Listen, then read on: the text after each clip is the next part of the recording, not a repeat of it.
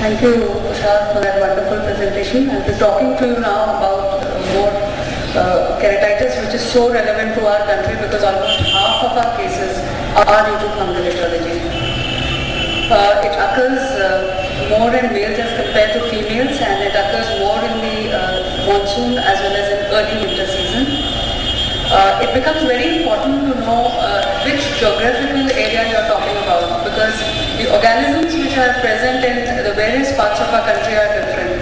For instance, in northern India, it is the Aspergillus, which is the commonest organism, and in southern India, it is the Fusarium, which is the commonest organism. So your drugs may also vary accordingly. Having said that, Aspergillus and Fusarium, they together constitute the commonest cause of fungal keratitis. And after you have done a workup of a corneal ulcer, you have proven on smear and or culture that it is a case of fungal keratitis, the therapy has to be instituted. The various antifungal agents which are available to us are many, but the only one which is the first line of treatment which has been proved beyond doubt in various trials is natamycin. So whenever a case of fungal keratitis comes, the first step is to start 5% natamycin RD during the daytime and 2 RD at bedtime, and taper at 4 to 7 days interval. It is important to understand that in a case of bacterial keratitis, you say that the response is there or it is not there after 48 hours. But in a case of fungal keratitis, you say that the therapy is working or not working after about 4 days, sometimes even about 7 days. And if there is worsening, then one can add 0.15% of amphotericin B or topical 1% voriconazole. And in general, therapy for fungal keratitis lasts for a longer period of time, and it may take about a month for these ulcers to get resolved. If you see the literature and see comparison of natamycin versus iconazole, itraconazole, fluconazole, and voriconazole, in all the studies, whether they were randomized or not, it has been proven beyond doubt that natamycin is the first line of treatment in these cases.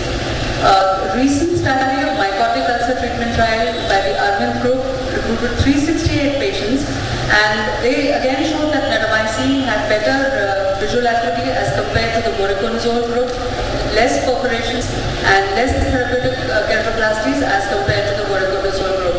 But I think this study one has to see with a different perspective, because this study was done in South India and Fusarium was 40% as opposed to Aspergillus, which was 17%. However, if you take the scenario in northern India, it will be different. It will be opposite. And if you do a similar trial probably here in northern India, or maybe even in Hyderabad where the incidence is similar of Fusarium and Aspergillus, the results may be different.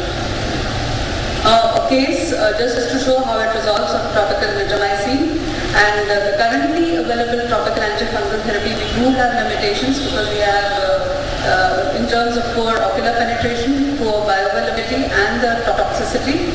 And voriconazole to begin with came with a big bang, and its MIC 90 values, if you see, are good, are low for Candida and for Aspergillus, but are bearable for Fusarium. And this may also translate clinically, which was seen in the MUD trial. Now, systemic antifungals are indicated in case of large ulcers, deep keratitis, scleritis associated with it, after penetrating keratoplasty, there's infection, and in cases of endophthalmitis. And you can give any of these azoles, except for itraconazole. The dose for all of them is 200 milligrams BD, and liver function tests have to be done after every 2 weeks. Now, sometimes you may have to give topical as well as systemic both, which was given in this case, voriconazole, and a case of tunnel fungal infection after phacoemulsification.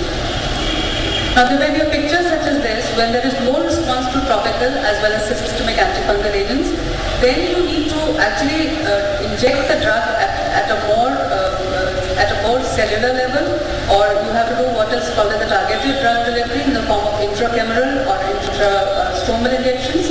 And intracameral agents are indicated in cases which are not responsive to medical therapy, with thick hypopion, endothelial exudates, and deep anterior chamber exudates.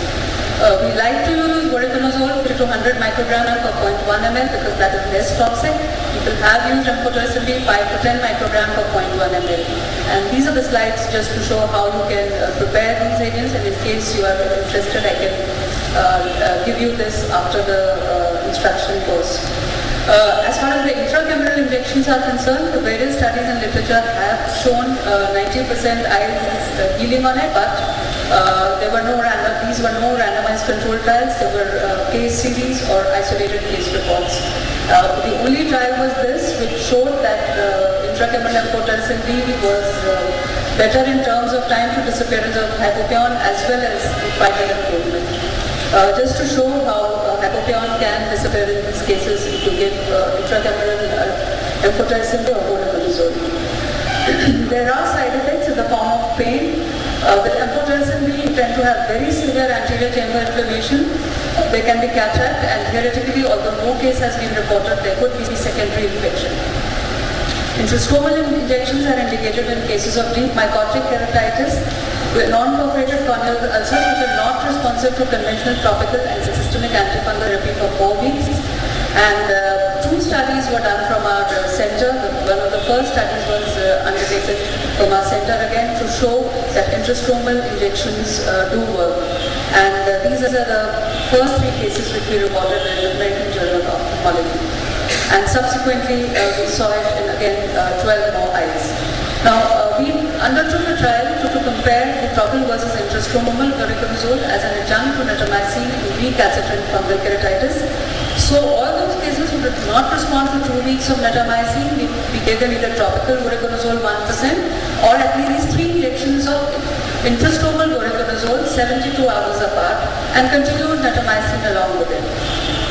The baseline characters were similar. The size of the ulcer ranged from 4.8 to 5.5 millimeter, and organisms, of course, Aspergillus was commonest for us in both the groups, followed by Fusarium. And we found that the best corrected visual acuity was better with the topical group as compared with the intrastromal group, but the time to healing was similar in both the groups. These are cases where topical natamycin and voriconazole both were given and they healed on therapy. Another set of cases where combination therapy worked in these cases. This is a set of slides where topical natamycin and intrastromal voriconazole were given, and another set where again it seemed to work in these cases. We wanted to compare the vascularization because we are giving these injections intrastromally, so we compared the quadrants of vessels and the depth of the vessels, and we did not find any difference between the 2 groups. However, there were 3 perforations in the intrastromal group, 1 in the topical group, although it is not statistically significant, and pain was there which was more in the intrastromal group as compared to the topical group. Now, in a case such as this, you may have to give combined intrastromal and intracameral agent. So the first thing is you do AC parasynthesis, mechanically wash out the exudates, and then this is followed by injection of the intracameral voriconazole 50 microgram per 0.1 ml. Now, having done this, there is an intrastromal lesion which is present. Needle is taken, preferably a 30-gauge needle, and a barrage is formed just like you do a pan-retinal photocoagulation in case of, or you do a macular grid in cases of lasers for that retina. Similarly, you give 3 or 4 injections in all those meridians which are there around the lesion. An important thing is that the needle has to be in a relatively normal area, not in a thinned out area, because it will otherwise cause perforation. So this is the algorithm that we follow. There is a case of fungal keratitis which is less than 2/3 of the stromal involvement, which is less than 4 millimeters in size. We give topical natamycin alone. Wait for 7 to 10 days. If it is responding, it is fine. If it is not, then we add topical voriconazole 1%. If it involves more than 2/3 of the stroma, is more than 4 millimeters in size, then you continue with topical natamycin and add systemic antifungal. So for a deep ulcer and for a large ulcer, we give antifungals and we do a LFT. If there is no response to for 2 weeks again, we can add topical voriconazole or intrastromal voriconazole. And again, 4 weeks there is no response, then give intracameral injections if there's a hypochlon present, or give intrastromal injections in case where the corneal abscess is present. Under Dr. Vajpayee, we did a study on the role of collagen cross-linking in fungal keratitis in 37 cases. In one group, we just give medical therapy with the collagen cross-linking group only natamycin, and we did not find any difference between the two groups in terms of healing. And this is our book on corneal ulcers, where most of the concepts of microbial keratitis are given. Thank you.